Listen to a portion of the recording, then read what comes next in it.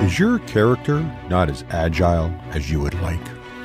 Karluk looks at Euphemia and says, I really wish he would have missed, and then just falls over.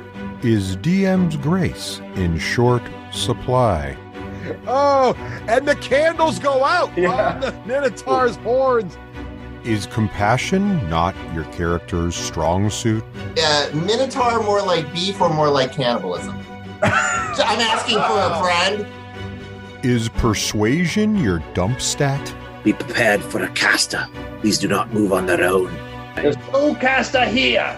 Listen long enough, and you too might learn how to roleplay 8 Charisma.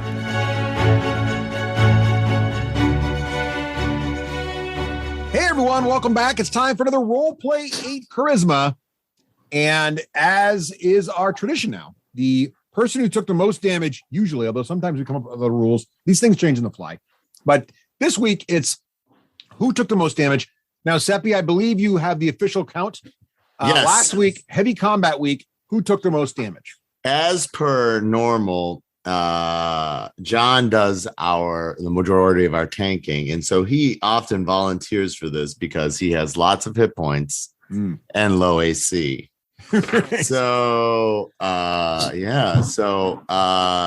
in the form of bear damage, dwarf damage, and wolf damage, John takes the day. And then he had a stinker in there, but I don't remember where. I have him having a stinker bonus as well. He did have a bad joke, but yeah, he did. All right, John, that means you're up, buddy. And Wolf, with a wolf accent, what happened last time? I'd like to protest. All cow jokes are good. All right. So we find ourselves deep in the wave echo mine area. At least that's what we think. We keep hearing this repeated sound in the background that sounds like waves crashing against a rock wall. We're either in the wave echo mine or near the storm cliffs from 13th Warrior. I'm not sure which one. All right. So we spent 36 seconds of combat last session, fighting our way deeper into the wave echo mine. First, we were met with ghouls, which we had to finish off in their apparent undead leaders, these glowing, flaming skull things, which are our affront to nature just in their appearance. We drove into their defenses. They were using this tight corridor to try to hold us back as they flung spell after spell at us. But we advanced on them undaunted.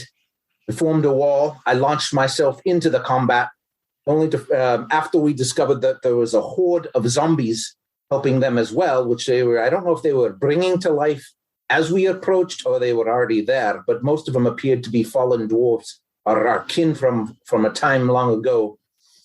So we formed a wall. I jumped over the wall and started fighting amongst the zombie horde. Meanwhile, my brother, who did very little but stand there with his shield up, held one side of the wall, and he let poor Karluk get beaten on the other side of the wall. And they were holding the wall pretty good, but then Pirate came flying up and used his honed talents with his arcane arts and arced flames into the zombies, whipping around. It would have been all right if he had burnt Ulrich, but he missed him too.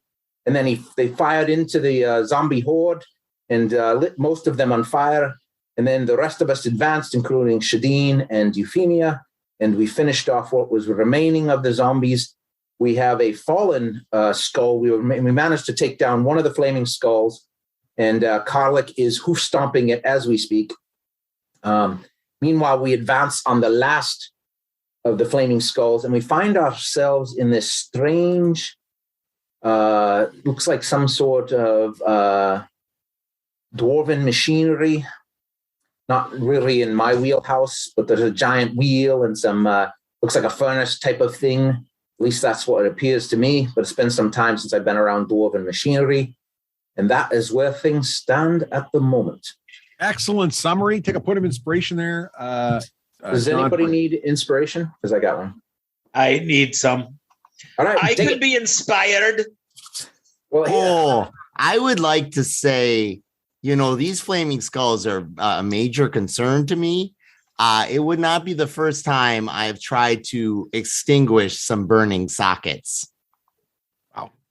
Yes, and you mentioned a couple things there in your excellent summary. One, you are in a room that your brother dwarf identified as sort of a smelter situation, large machinery. There's a giant water wheel that is half in this channel that's been hewn from the stone floor. Much of this room has been carved by dwarves, but some of it's also natural formation. Now that channel, what's that? That channel runs. Go ahead. I was going to say that explains why I don't remember it, because who listens to Ulrich? Exactly. So that channel, which runs from the eastern side of the cave to the northern side of the cave, the channel is currently empty. However,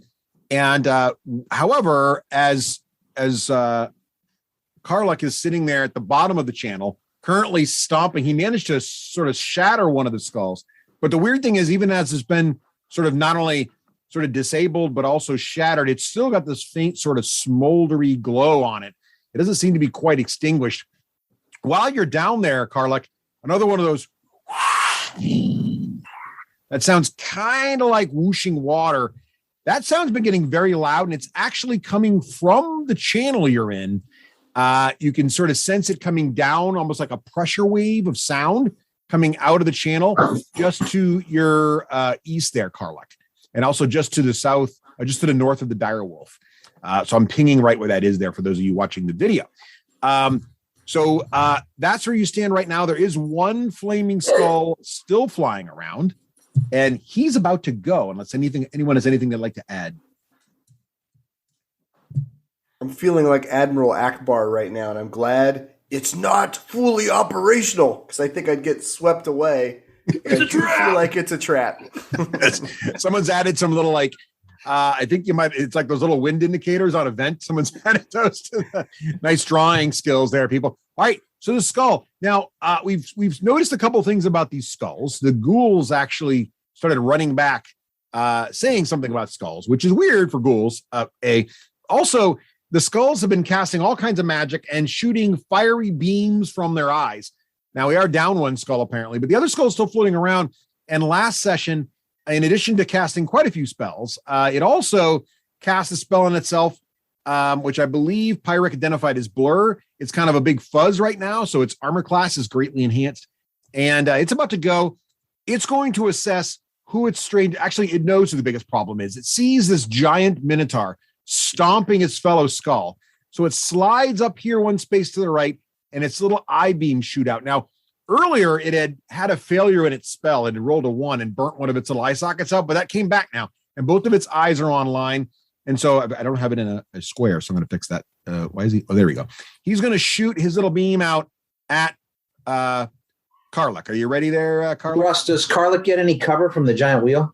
Sure, we'll give Karluk cover from the wheel. So here he goes. That's like a +2 to your AC. Yeah. So the fire ray, he does have multi-attack on this. So here comes the first fire ray shot.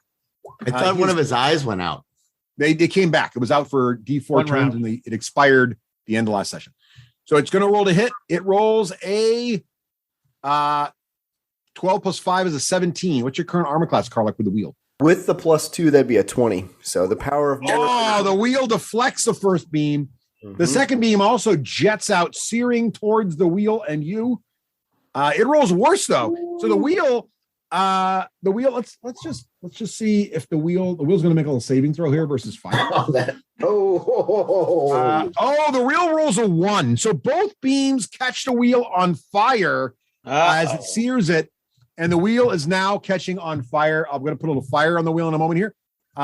So while I do that, Pyric, why don't you regale us with your turn while I find some nice fire icons for our wheel? Okay. When things catch on fire, I'm very concerned. First, I would like to see if this machine is mechanical or arcane in nature. Oh, good question. Why don't you make an Arcana check? I would love to do that. And that's if my character sheet will open up. Arcana check +1. This is what I'm good at. Let's roll badly. No. I managed to get a 23. All right. So your take on this, 23 is pretty good. It's Much like Thalric, this is not in your wheelhouse. This is definitely some sort of, you know enough about history and knowledge and general things that no, this is a dwarven machinery of some kind, probably something to do with melting down metals of some sort. They may or may not be magical metals in nature, but there's not a lot of arcana going on here. This is mostly good old fashioned, very scaled up blacksmithing situation. Well, I also got a knack for history, and so I will look to see if it's history next, but I do not want the cultural heritage of my dwarven brethren to go up in flames. So I'm going to focus my attention on extinguishing the flames. As I've done before, I will manifest the ray of frost to destroy the heat component of these flames on the wheel. All right. Why don't you roll a hit here and see how you do? Russ, I'd like to give you +1 for inspiration for using wheelhouse to describe the wheel. So, all right. Well, to be fair, John used it first, but okay. He is the smarter brother. Yeah, it's probably true. All right. What do you got there? 15. 15. Okay. I'm gonna make the fire make a little saving throw. See how he does. So I can't see my fire. Oh, he rolls a 3. Yes, one of the fires is out, but because the wheel rolled a 1, 2 caught. So there's one left, one little flaming area left there. You got one out there. Nicely done. I'm very concerned about fire safety. All right. Well played there, Pyric. Thrallric, you in direwolf form, what are you going to do? All right. First thing, as a bonus action, I call upon the powers of nature to heal me. Okay. Ooh, 15 points back. That's a nice roll. Nice roll. That'll be... So I'm no longer bloody. No. Figure I'll need these points so I can do the summary next time. So I'm going to... I don't know how much extra it's going to cost me. So, you said it was difficult terrain to go up or down these into this pit? It's high enough both to descend and descend. It's difficult. 1, 2, 3. Unless you want to try something crazy like leap across or something, which you could. 4, 5, 6, 7, 8. All right, I have to move my dude because I can't see with my animal. 7, 8, 9. I got 10 movement as a wolf. So, 50. Right. So I jump down there, leap up onto the edge, go running past my not really self that's not really there, and then attack this guy with a bite. Okay, go for it. Now, he's not. I can reach him, right? Because I'm large, right? You can reach him due to your size. It might be a little tricky if you were a short dwarf, but you're a big wolf. I imagine this is going to hurt, but I still want to crush him. Okay. That'll be a 17 to hit. Okay, so let's see. What does blur do? Disadvantage on your attack because of the blur, so disadvantage. All right, so I got to roll again. So I got to. So far, my low is a 17. Yep. Oh, that's not what I wanted to roll. Oh, how about a 13?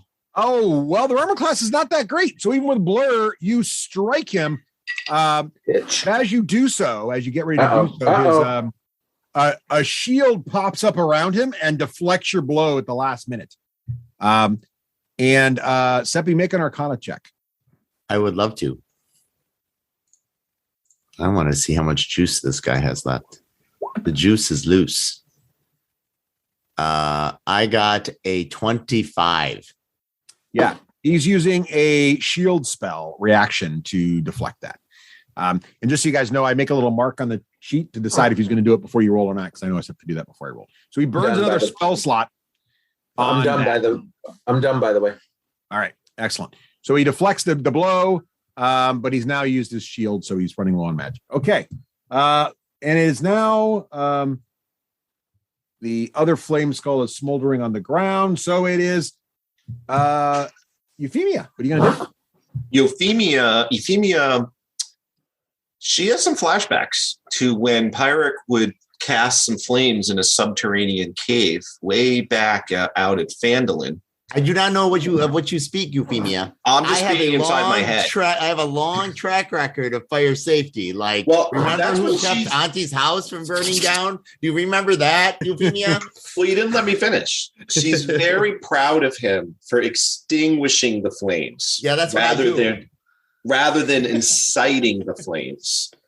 And then, Russ, what Ms. Euphemia is going to do is take her move action to that corner right there. Yeah. But apparently I need to move it to the arrow. And then I'd like to take a quick moment for theatrical purposes to duck my head around the corner to make sure there's not 12 zombies standing there. I don't see any. Yeah. Then make a perception check there. Oh, I'll do that. That sounds fun. Oh, yeah.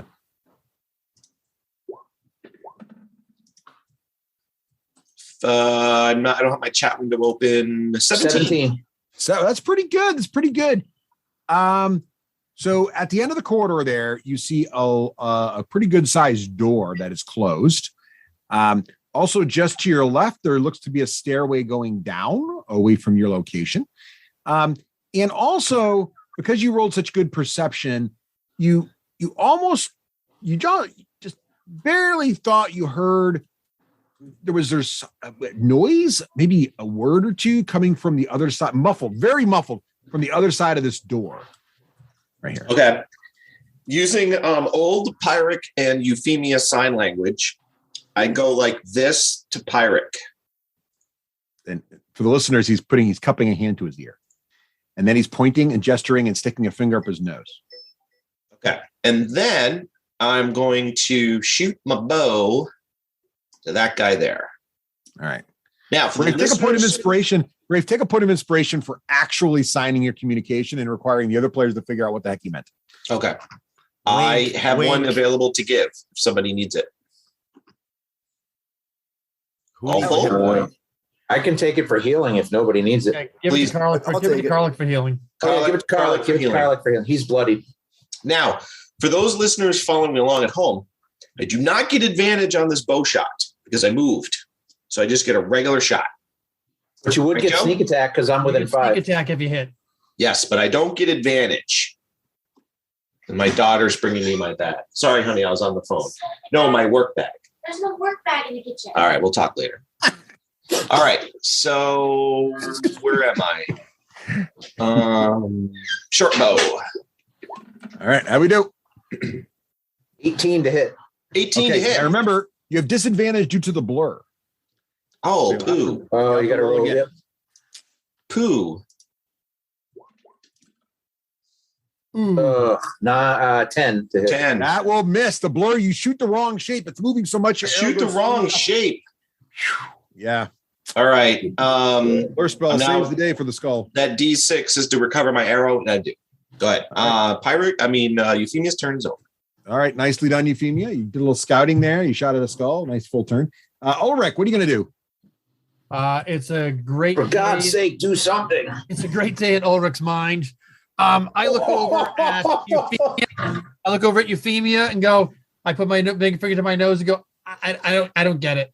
And then So Joe tried to perceive what Euphemia was doing and rolled a 1. So I like it. Nice job. I'm gonna yell out yell a prayer. Morden is my refuge and strength, my very presence of help from when I'm in trouble. I will not fear. I'm gonna jump down here. Let's make an athletics test. See if I do it. See how that works. Yeah, because I know I'm doing great. Well, that's better. 22, nice roll. So that I'm trying to do that so I don't lose any movement. Yeah, no, you did that very gracefully. It looked really good for a dwarf, actually. I stand behind me, Carlick. I'll protect you. And I run up here. Boom, boom, boom. This is as far as I can make it with my little stumpy little feet around the wheel.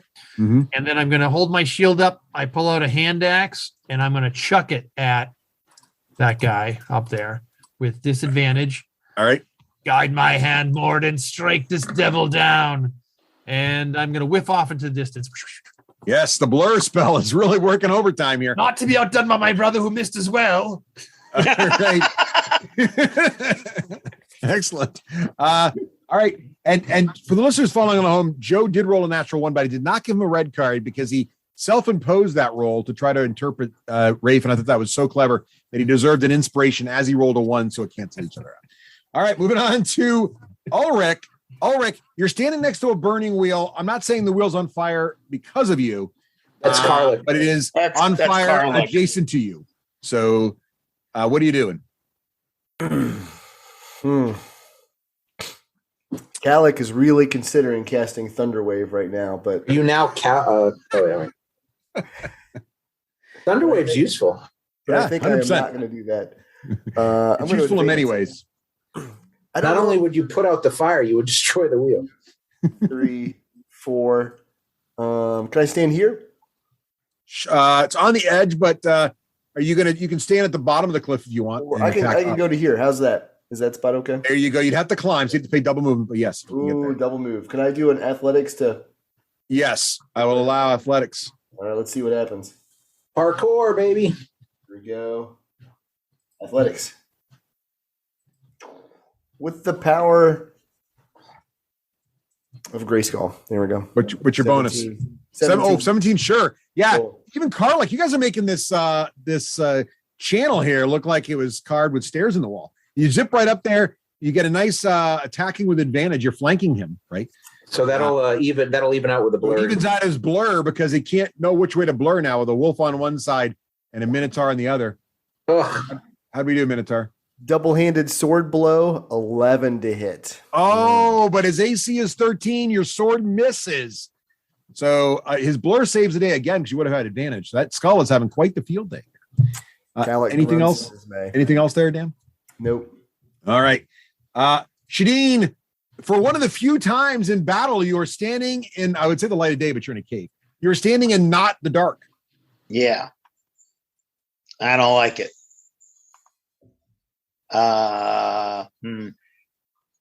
Okay, ready? I'm going to move up here and I'm going to acrobat myself across to this side. Can I do that? Oh, yeah, sure. Give me an acrobatics check. Oh, I will. I will give you an acrobatics check, my friend. How about a 22? I do a flip as I'm flying through the air and I land Indeed. with a superhero landing. Yeah. Anybody who's looking at me sees me posing. I didn't You look notice. good. You look good. The crowd, if there was a crowd presence, they would be going. Oh, there wild. is a crowd. Cantrip. The crowd's going. Nice. All right. Nice. And then I'm moving over here and I yell, Doc! And I'm going to shoot All right. with an Eldritch Blast at this boy right here. All right. Take your best shot, sir. Oh, that's got a very interesting little bubble comes up when I touch the skull, which is information I don't think I'm supposed to know. So Oh, yeah. You're not supposed to know. I'm just gonna.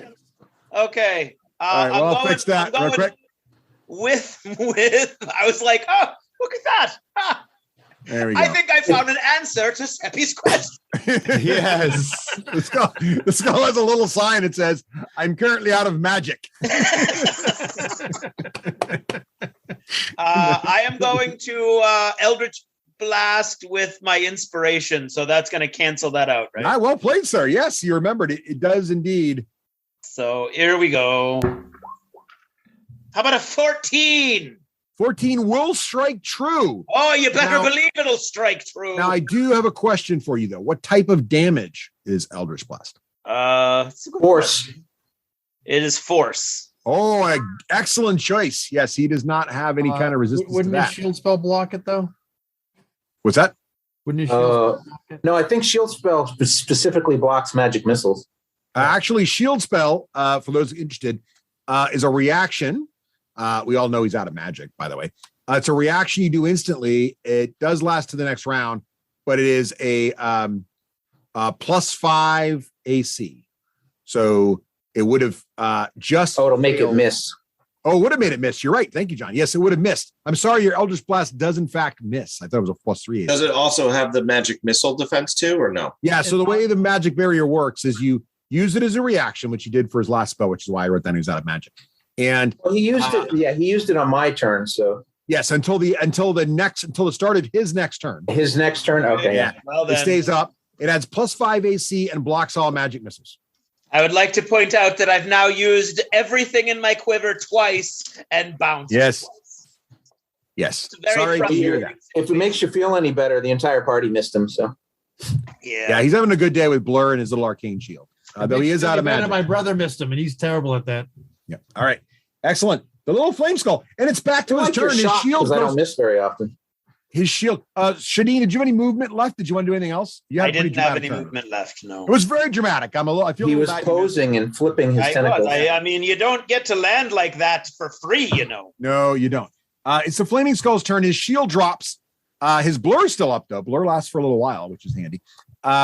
He is going to I think he's got to worry about free strikes now, though. So that's a problem. He leaves. Yeah, we'll get to attack opportunity. Again, petty. So he's got unless he's got some kind of immunity to that, which he does not.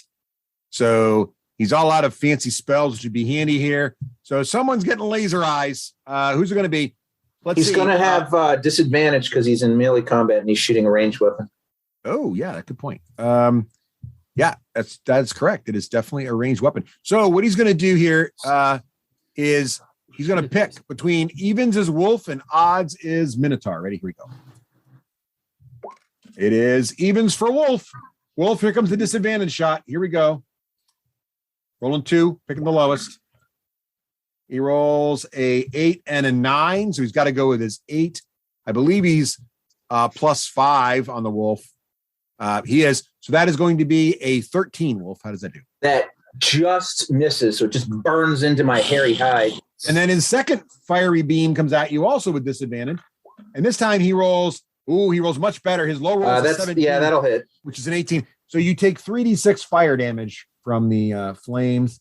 And that'll be a total of, looks like 11 points from the searing burn of his fiery eyes. And you kind of understand why the wheel's on fire now. It kind of hurts. I am not bloodied. I got that the going. skull, though, the skull trying to preserve himself is not moving. He's staying there and dealing with the problem. And the wolf's Pirate. tail is on fire and leaving a comet trail of smoke behind as it hops around, and we've all seen it in the cartoon. Nice, Craig. All right, Pyric, you're up. Okay, I feel like I've read the signs. The universe has told me he's finally out of mojo, and so I raise up my Something staff. tells me. I raise up the staff, recollecting myself and stopping the madness of fire. I let loose the lights, the northern lights from my staff of ice. I magic missile his face. Shadeen, that's the way your voice in your head now works. Is those little notes on the battlefield. All right, Pyric, you're icing his face. Is that what you're doing? Magic missile. Magic missile, nice. The northern lights. I have released the northern lights to magic missile his face. So that will be 3d4 plus 3. 3d4. It is a concentration check for Blur too. Nice. Well, let's see what damage he does first. All right, 3d4 plus 3. And that's 9 points of damage. Nice hit. He's not bloodied, but he does have to make a concentration save. Here he goes. Fail, chump. No. Not with a natural 19. He's good. He's it seems like he's been doing this whole magic thing for a very long time, and he's pretty good at concentrating. All right, Pyric, anything else? I'm going to move my flaming sphere so I can get a better look. So this is well lit. I keep my eye on the fire in case it rages out of control. I'm ready to extinguish it with my next spell. But I want to see, like, if is there any particularly glaring historical elements about this particular machine. Go ahead and make what's it called? Knowledge test there, or history test. I do. I'm very good. This is one of my expertises is history because I like cultural heritage. So I will roll now. Let's do that thing. Ooh, what did I get? I got a 19. 19's pretty good. Well, you do remember that Wave Echo Cave was once famous for crafting, dwarves making and forging amazing items often in magical nature. And you think, just looking at some of the advanced nature of this particular smelter, that there might be there's some unusual shapes to it that you don't remember from pictures of other smelters in history books. And you're kind of wondering if maybe it was used to work with a special kind of metal. Maybe there's a unique, it looks like there's some unique aspects here that you've never seen before. And you're wondering if one of the reasons this cave is so sought after is that there might be a very unique element available. I'm brilliant. And so I assume this is to smelt ingots for its very size, that you need that extra size for extra temperature. The bellows changing air frequently makes that happen. And so this might be a critical part to the entire effort of making this usable. So I am going to try to save this on my next turn. All right. I'm just making a note here of what you learned. Okay, moving on. It is now Thalric's turn. Thalric, what are you going to do? Russ, is it possible to squeeze through this space right here? Yeah, you just pay double movement to do that. All right. Sure. I just popped through here. All right. I still have advantage because of pack tactics, but he's still blur. So I straight up. Yep. So I will attack him. Does a 16 hit? It does.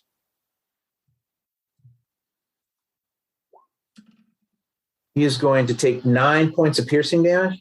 Okay, it looks like the piercing damage doesn't do as much as you would hope. Is he immune to being prone? I don't think so. If he's flying and you make you trip, they automatically fall to the ground. That's up to Russ. He is not okay. Immune to make a DC 13 strength check, or I'm going to slam him into the ground prone. Oh, he is not a particularly strong dude. In fact, he doesn't feel like he's putting much resistance up to you. So here you go. His roll is a natural 10. That is a -5, so he gets a 5. So he is currently prone on the ground. I just plop him on the ground. Oh, thump, thump, thump. The skull is like rolling around the ground. He has to make a concentration check at DC 10. He does. Here comes the concentration check for his blur. He's good on that front. He rolls a 17, but he is now prone, or whatever the prone version of a skull rolling on the ground trying to get right side up is. All right. So nicely done. Unfortunately, that's not good for Euphemia, but so I'm done. Okay. It's the other flame skull is just sitting there smoldering. So Euphemia. Euphemia suddenly she was watching the blur pattern and believed that she figured it out. Gamer timeout. There's no such thing as double disadvantage, right? I've got disadvantage due to blur. No, but if you don't move, you would create advantage, and then you would have disadvantage, so they would even each other out. Okay. And John, do you have to knock the person prone? Is it automatic? I guess I could choose not to. Okay, just for future fights. It's hard to fight that wolfy instinct. Yeah, it says if the target is a creature. Is it a creature? It is a creature. Yeah. It must succeed on a DC 13 strength save or be knocked prone. It's tiny undead, but it's still a creature. All right. Yeah, Euphemia believes she's figured out the blur pattern. Like it's supposed to be random, but it's actually not. It's 2 to the right, 3 to the left, up 1. She remembers it as like an old Mario pattern, but she's not sure. Yeah. So does a 17 hit? Oh yes, all day.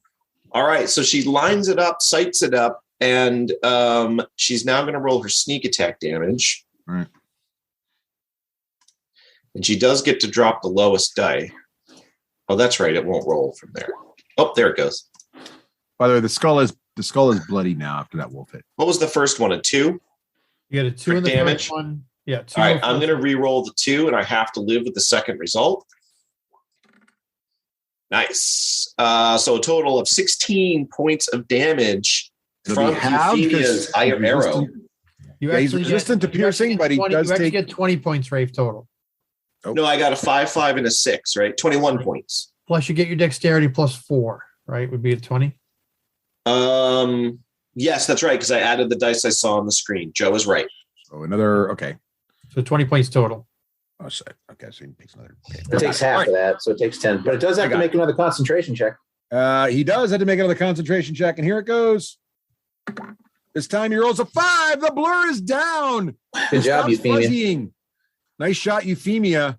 See, Euphemia, I just have faith in your archery skills that it didn't matter that it was on the ground. The arrow just hugged the ground. Nap of the earth. I figure because you're so short, you're unaffected by that. Yep. Right. You figured right. All right. Euphemia, any movement you want to do or anything? Or Oh, it's no movement, but bonus move, stealth into action. all right. You are For a not very 10. stealthy with a natural 2. May not work. Make another perception check for me, Euphemia.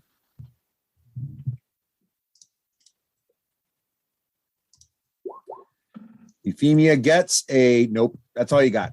Everything's fine. All right. She rolled a natural 4. Ulrich's up. Amy, you can't see yourself hiding. All No. right. I'm gonna crawl up here, up over the ledge. Long climb for a dwarf. I stand over the skull, but looking at Karlik on the other side.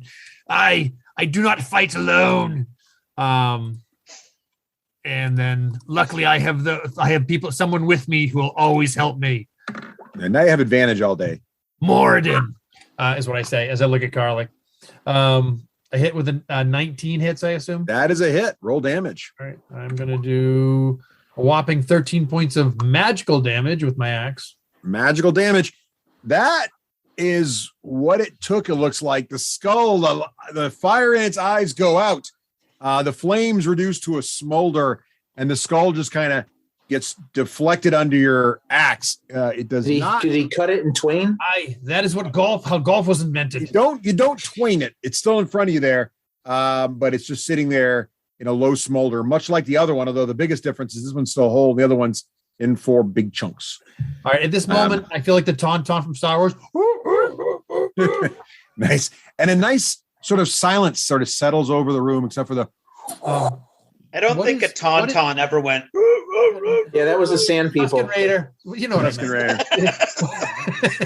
mean. They do smell good on the inside. We're all big enough nerds to know what he said. What is this, Russ, right here? What I'm pointing at? What is that? That's just a little pile of bodies. Yeah. All right. So let's take 15 to get out there. I'm gonna do my extra 10 feet of movement down there, like going towards that. Okay. That's it. So Ulrich finishes his moment. Y'all kind of take a assessment of the situation, and it feels like that tense, battle-y feeling that keeps you on the balls of your feet. You feel like you could take a breather at this moment. It just should have calmed down. So we'll exit rounds.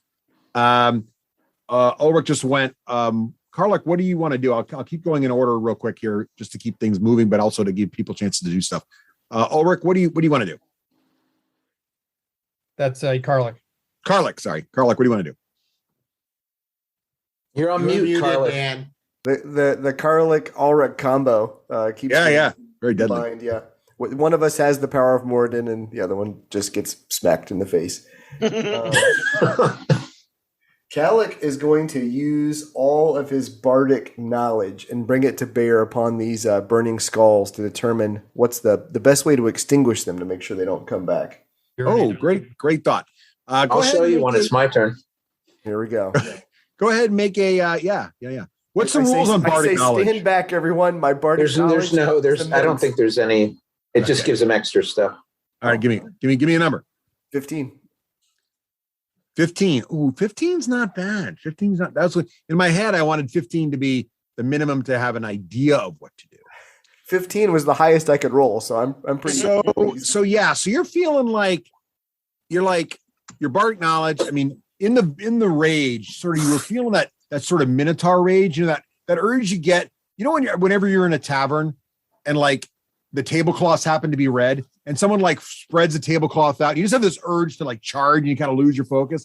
That was kind of what was going on here, and you weren't really thinking it through. But now that you've taken a moment to really think about it, all the legends of this kind of stuff, it's never about physical damage to stop these kinds of things. You know, these things are powered by ancient magics and maybe some unholy activity, and you're just feeling you're gonna have to go a different. If you want to, you feel like you've got a temporary victory over these things.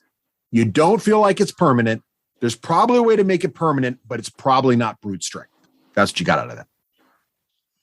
Kalik really wants to smash the skull, but realizes that it's not worth it and lets the party know. Pyrrhic, after you save the wheel, perhaps we should really ponder these skulls some more. I've pounded some skulls before. Oh, good. Okay. Shadeen, do you have any thoughts on the skull situation or anything else you want to add? I don't really believe that you can't just crush one. So I'm gonna crush one. Which one? You want the one that's in 4 or the new one? The freshly this new one with my shadow axe. All right. What's your plan on this? Just smack it? This one still has its spell list on. Smash it down. I'm gonna smash it down with the head of the axe. All right. It's got a bit of a spike on the back to go through armor. That's what I'm gonna do. Russ, the one split in 4 has the note showing about the spells. I forgot about that. It's got a couple magic missiles, a flaming spear. Or maybe it's what he's cast so far. I don't know. Pretty cast so far. Do I have advantage on this? I don't know. He's down. He's surrounded. Oh yeah, you hit him. Advantage. Yeah, you hit him. You automatically. Usually, you automatically. I want to see if I can get a 23. Is that a nat 20? That's a 20. Is that a natural 20? Yeah. So I feel like you automatically critical those guys anyway. You shatter this one. Yes. So Karluk shattered his into 4. You shatter yours into 8 pieces. 8 pieces. I like the number 8. But they're all still smoldering. All the pieces still smoldering. Wolf P now. All right. It's not my turn yet. Janine, Wolf P when it's your turn. You can't go in a group under pressure. Can I urinate it, Russ? Can I urinate on it as a reaction? You can try to urinate on it. Why don't you make a Constitution check to see if you can summon some urine right now? You know, a dog gets scared and pees itself. It's kind of that thing. By the way, this is the first time in my I don't know how many decades of playing Dungeons and Dragons I've had anyone make a con save to see if they can urinate. Do I have advantage on that for any reason?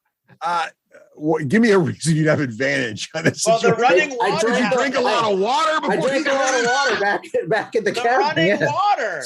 And there's also that water fountain. The water noise. Okay, yeah, I'll give you advantage for the water noise. Sure. Don't get. Come on, baby. The river flows. Freaking Niagara Falls over here. You know, many of you haven't seen a grown direwolf pee in front of you before. So it's kind of a whole show. There's a lot of water, a lot of spray. And while I'm marking my territory, I might as well mark this territory over here too. No. You do not have a 10-foot reach with your urine. All right, make a dexterity save. All right, make a dexterity save to avoid getting urinated on. Oh, Jesus. I have advantage on that because of my brother. Damn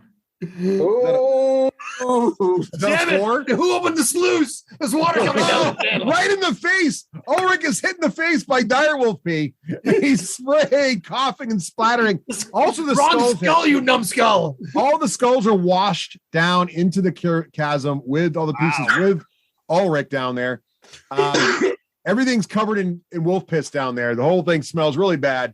And but weirdly, the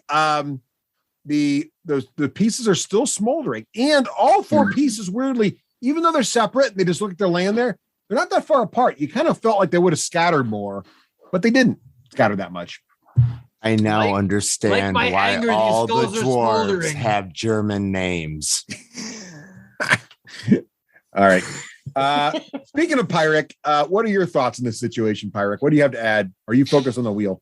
I'm gonna first save the cultural heritage, and then I'm wondering if these things were enslaved to the furnace, and these are the source of fire inside the furnace, and we just need to return them to their place. That is the other thing I'm contemplating. There should be some instructions therein as well. All right. Let's see. Well, I think we'll let you automatically put the fire out because enough tries you would with your frost. So the fire goes out. Great. So the wheel is saved, nicely done. It's a little scorched, but it wouldn't be that hard to get it probably working again. And you want to do more sort of some knowledge. Mix of my understanding of Dwarven, what I think this machine does, which is smelt special metals into ingots to be used for forging, and then unquenchable fire, like arcane fire. And I'm like, are these the actual furnace? Are these the actual source of this furnace? Or their starter or some component therein? Ooh, this is really good. I want to give you an Arcana check, but with disadvantage because you're kind of in a weird mixing thing and you're very good at Arcana, but it's not like your wheelhouse. It's kind of off to the left. So do Arcana with disadvantage and see what you get here. All right. I'm going to use my inspiration to cancel that out. Smart. Okay. And then I'm going to do this roll. 20. Nat 20. Oh, was that a nat 20? It Yeah, it was. Oh, first of all, you got a card. So Pyric, welcome to blue card. I'm going to give you one of those. I'm high. There you go. Can you see that blue card there? I just dropped it in the middle, right? I tried to. Let's see. Let's do this. Which one did I get? This card. You receive the maximum amount of healing possible from one source. Oh, that seems good. Save that for later. I'm gonna. Okay, so you can right click on it, take it into your. Yeah, you got that. Yeah, all right. So basically, what you're feeling here is you're getting the feeling. So you made a couple of assessments, and you're kind of putting 2 + 2 together here. So obviously, a well sought after dwarven. Refinery, forge, whatever this place is. It looks like there's probably a very particular metal, probably only available here. That's very unique to this place. So this smelter's been sort of custom built to handle that. And it must be really valuable because it seems like these skulls were definitely placed here as part of a defensive system. Unclear. It's not normally the work of dwarves, though, to do this kind of magic. So either they were hired out or maybe they were added later by someone else who wanted to protect this place. But with a nat 20, these kinds of skulls are definitely things that powerful wizards or undead will put to protect an area or defend an area. And what makes them particularly nasty is they're hard to take care of. They're hard to stop. So they're the kind of trap that just keeps on giving. Okay, so am I looking for their power source as in there's a ruin or an item that keeps these things bound to this plane and fueled? No, it's more of a very powerful magic or maybe a curse or something very unholy that's keeping them functional. Okay. Okay. I tell Ulrich, we must reconsecrate this sacred object to get rid of these things that have been put here to stop anybody from either using or reclaiming this forge. I will need a whole day under Morden's watchful gaze in order to cleanse this place of these skulls. We must find out why they keep rising and why they haunt this. There must be a boss level. Boss level. All right. All right. What do you guys want to do? I want to investigate this thing here, and then I want to find out if there's any way to get water whooshing through here to get the wheel turning. Those are in that order. Dead body. Is this an opening over here, Russ? Yes. So the channel comes in. There's a rock wall above the channel, but the channel comes in under the wall and enters the room. So you could fit under the wall. Yeah, you could climb down into the channel and walk that way. It would be a passage at the channel level going. Okay. Can I try smelling down that way with my keen senses to see if there's all right? Pick up any we got strange... one investigation at a time. So yes, you're preparing to smell, and Ulrich, you're preparing to investigate the fallen. The whatever bodies, there's a pile of bodies. Over there. Also, are we going out of turn order? Like you want us to all chime in? We're out of turnover. We're out of turnover now yet. I have something I want to do when you're ready. Okay, so Ulrich's investigating that. I'm going to put Ulrich over there so I can see what's going on. I'm going to move the flaming skull for a moment. Ulrich's over here. And the wolf's over there. He's about to do his thing. Euphemia, what are you about to do? So we can set everything up. I want to keep listening and looking down the corridor to make sure the door doesn't open. Listening and looking. Oh, make a perception check.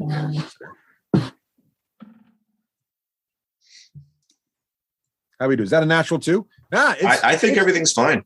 You know, you may have been hearing things. There's probably nothing on the other side of that door. So Yeah, I think we're good. Yeah, I think you're fine. Pyric, anything you're going to be doing while the wolf is sniffling, Euphemia is watching, and Ulrich is investigating a pile of bodies? Yes. Everybody's spread out for maximum awkwardness. Is that correct? Looks like way, yeah. Okay. First, I let go of my inner crazy and allow the flaming sphere to dissipate. It's gone. Okay. Then I remember that Euphemia had indicated that there was sound coming from this. So I will slowly creep up my version of behind her and then take a peek. Why don't you make a perception check? Okay, then. Because if everybody splits in every direction, I'm at least going to protect Euphemia. Euphemia's near me. Oh, you guys are near me. I can be there in no time. 15, please. How much safer can you get? 15. Okay, so Euphemia, Pyric, you hear, you know Goblin, right? I do know Yes. Goblin. So you hear in Goblin, I think it stopped. What do you mean it stopped? No one beats those things. That's the reason we barred the door. I know, but I think it stopped. Listen for yourself. Are they burning? Do you hear fire? I thought I heard fire, but it stopped. That's what you hear. And then some more conversations continuing, but it's kind of a mumble. All in Goblin. Okay, if that's what I hear. All in deep, grumbly Goblin, not like high-pitched Goblin. Okay. I will do my best impression of the Hobgoblin War Commander, who had a come to Moradin and then reverted because of mind control. Yeah. And I remember him barking out very powerful orders to his people. And I say, in my best Hobgoblin imitation, which is going to be terrible because I have a very low charisma, come out and show yourselves. All right. Why don't you make a deception check? But I'll give you advantage. Because you did reference a specific character. You had good callback and great voice acting. So Come out, show yourself. Yeah. Did it roll twice or just once? I see a 13 there. What's your modifier? Get a second one. Okay. You didn't roll the second one though. His first one was 12. His advantage. Yeah, go ahead and roll the second one. Okay. I tried to do it twice, but it did not click correctly. And boom. Come out and show yourself.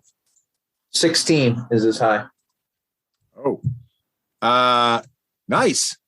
He's like, sir, is that you? Don't make me say it again.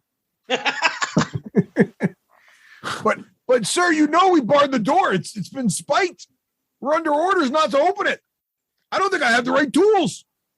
And how Who's giving you orders skull, now? sir? You will not like it if I have to ask you again. But the skulls, sir, look out. I have taken care of the skulls. He says he's taking care of the skulls. Can you hear the skulls? No, you can hear me. All right. Just a minute.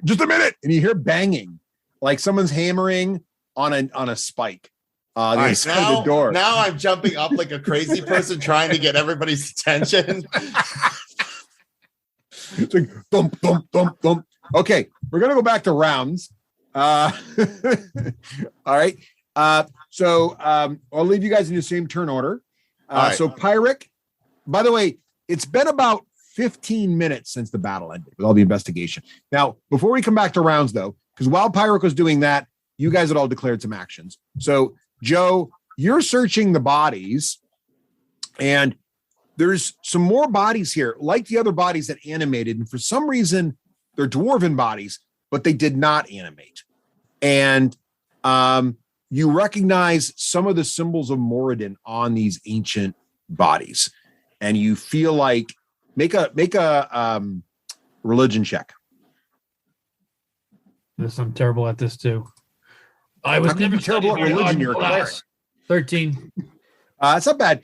You realize that these may have been acolytes of Moradin, and maybe somehow their devoutness protected them from the arcana that occurred, the undead magic that captured some of their brethren's May souls. Moradin bless your spirit in the Great Forge. All right. I'm gonna lay them out in a whatever hammer type shape that Moradin allows for. Okay, you lay the dwarves out in a nice hammer type shape. And meanwhile, over by the opening, Like that cheerleaders. Yes, like cheerleaders. I told you I didn't study very well, right? Roll Tide. Okay, so meanwhile, over at the Wolf, you're over at the opening there, Wolf. And what were you trying to do? I was using my keen senses to try to see if there was any. I could pick up on any smells of any creatures or weird odors or anything How do you coming. make a perception check with advantage because of your keen smell? I do get advantage. That's because I'm a wolf. All right.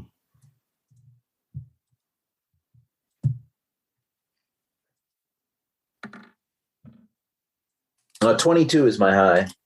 22. Oh, that's pretty good. So you're getting an interesting smell. It's while you're smelling, and Ben, you've been Is it waiting your wolf time urine? Is the smell wolf urine? Well, no, he's really good with the wolf urine. He lives with it. 22, I smell everybody's urine. I can smell wolf urine very strongly right now. I can smell that my brother leaked a little urine out while he was fighting. When you change it back from a wolf to a dwarf, does it turn to dwarf urine or does it just go away? Be very careful how you answer this question, Russ. I will bring this back. I feel like the physical object is what it is now, so it's wolf urine. But I kind of want to go on Reddit and ask that question now. Okay, so John, Thalric is smelling. You're getting really good sense of while you're there. You hear the sort of the splash, the whoosh of waves again, and you feel the pressure of air again. You get the smell, this distinct smell of water. You get a real scent of water. Does it smell like seawater? No, that's the weird part. It's fresh. It's fresh water. So, which is weird. But that kind of makes sense because you're not anywhere near the ocean. Right. The Sword Coast. So, but it definitely sounds like water whooshing, which is weird. Okay. So we're gonna go. What about Karlik and Shadeen? Did they get to do anything? Yes. So Shadeen and Karlik, why don't you guys tell me what you're doing before we go to rounds again? So Shadeen, what are you doing? Well, having knocked the pieces of the skull into the canal, I am going to do yet another massive, fantastic flip across the canal. With an 18, I probably skid a little bit on my landing. There's a dwarf in my way. I skirt around the dwarf. I'm like, sorry, little friend, as I go by.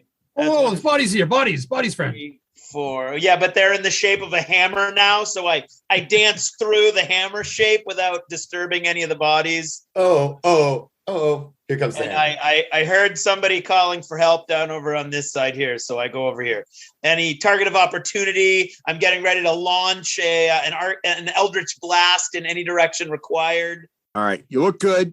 There's nothing to see here, though. There's just this hallway ending in a door and a stairway going down. And Pyric. The universe will always provide a target given time. Yeah. And the halfling sitting there. But otherwise, not a lot of excitement, really.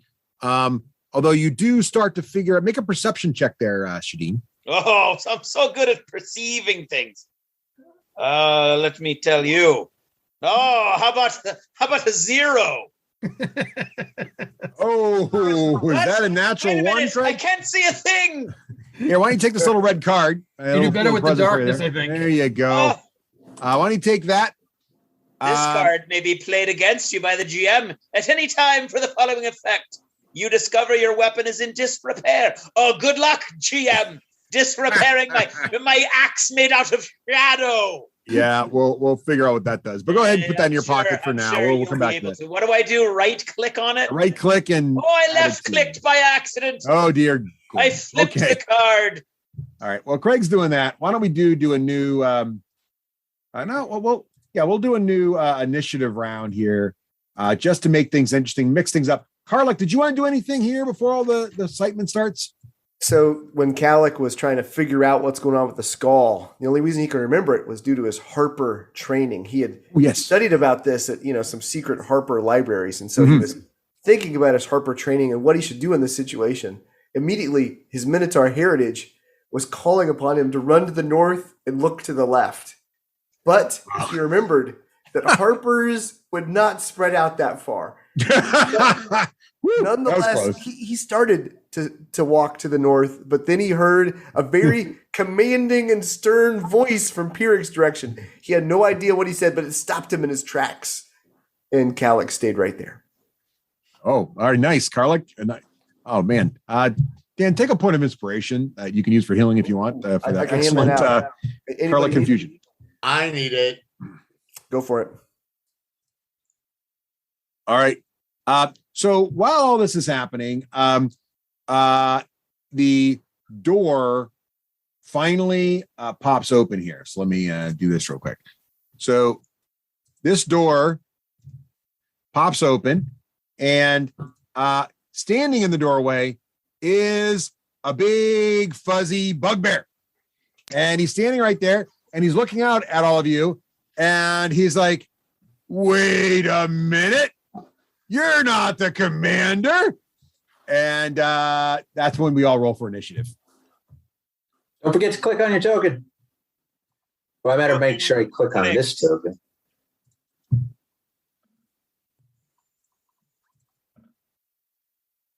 Do we get a bonus to initiative because we were waiting to do that and then we drew them out? This was the plan the entire time. I'll give you it's not really a surprise because they know you're there, so you can't really call it a surprise round. Correct. But we'll think of something when we get to your turn. Russ, I did click my token and I got a 23, but it didn't go through. All right, hang on. We'll fix those things.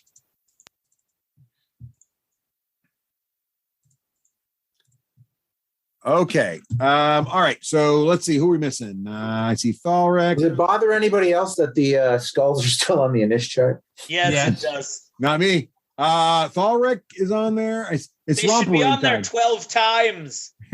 I see Thalrek. I see Ulrich. I see Karluk. I see Shadeen. I see Pyrrhic. I'm only missing Euphemia. 23. So Euphemia, I'll add you to the tracker, and you said you were a 20. Oh, I was Pyrrhic again. I added Pyrrhic twice. No. All right. Euphemia. Nobody needs that. No. Euphemia is a 23. Let's sort of make these descending. There we go. Move it to the top of the turn. All right. Euphemia, you won initiative. Yes, Euphemia says to the folks near the door were waiting. I will give you all one free action as part of I had something I did want to say. Yeah. Pyrrhic, I think they believe you're the commander, but what are we going to do when they come through the door and see that we're not half-orcs? I look at Euphemia very seriously, and she's never seen this look on my face before. We're going to kill them. Oh, okay then. And she draws her arrow and waits for one to step through. And when it steps through, I'll shoot it. Okay, well, he's stepping through, and you are shooting. So roll to hit. All right. I do get advantage because I'm sitting still. Right.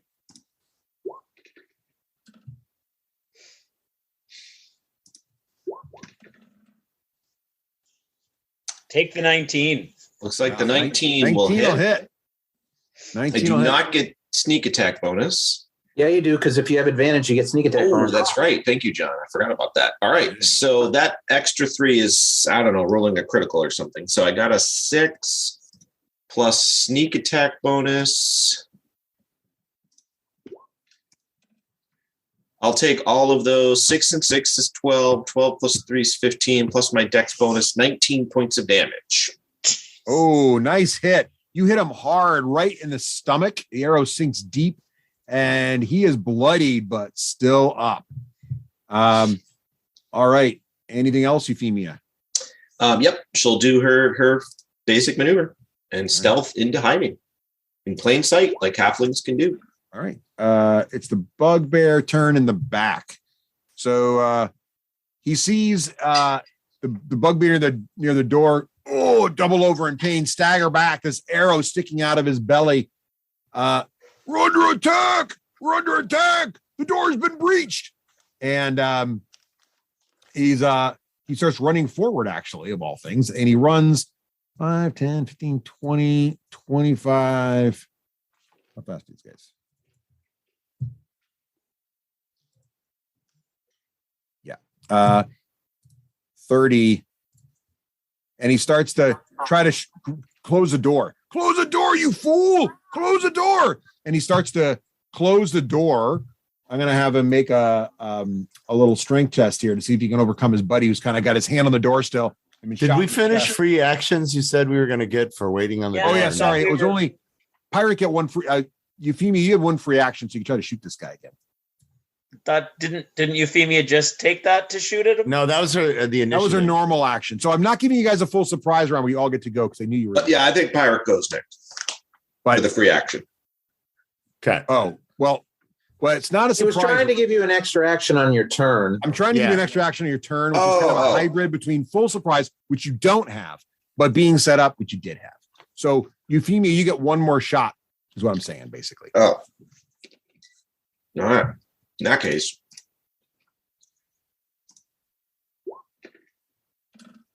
Oh. 15. That'll hit. No, that misses. Their armor class 16. Deflects off his armor. And now his buddy makes the strength check to try to overcome his confused and gutted friend, because you might have got him the door wedged open. He fails. So he's trying to wrestle the door away, but he fails. And the flame skull still smolders. So it's Thalric's turn. Thalric, you hear the yelling, the twang of a bow, the grunt of all right. Familiar bugbear grunt. I go 1, 2, and then I launch myself onto top of the wheel. Ooh, that's a pretty big one. Yeah, it's dramatic though. DC 15, go. And then I'm going to use athletics, and I'm going to use my inspiration. All right. This could be ugly. The wheel's moving. I mean, it could move. And this actually will have an this will have an extra history or be forgotten about. This will have an extra +1 to it because of weird combination. Be a great move. Oh, I made it. It's actually a 24. Modified. You make it look good. How do you want this to look, John? Describe it. So I launch through the air, and my feet just barely touch as they come together here. Yep. And then I push off. So let me see, get my full distance here. So that's 1. That was 1, 2, 3, 4, 5, 6, 7, 8, 9.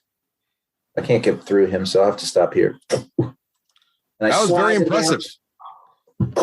This is like and my back is bristling, my hackles are up, and I'm growling.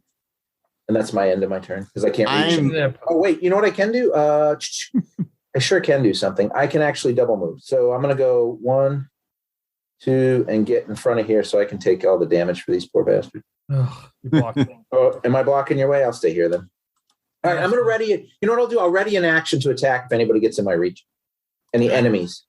Actually, I can get in front of 5, 10, 15, 20, 25. I can get to there. All right, that's fine. Right. I'm cool with it. I'm good. And Pyric, you were trying to say something. It's your turn. What are you trying to say? Oh, absolutely. I am very impressed by parkour. It is a thing that has now just happened. And so I'm going to make note of it for my journals of our enterprises. I understand that this is very dangerous. We do not want them closing this door. So I remanifest my madness. I hawk the flaming loogie and I chuck it as my extra action. All right. This square right here. Is that a flaming sphere or just a flaming sphere? All right, I'll find one.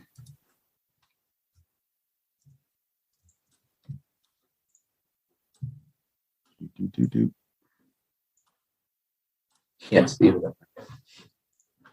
Got it. Flaming sphere. With its Where do you want it, bonus- Seppi?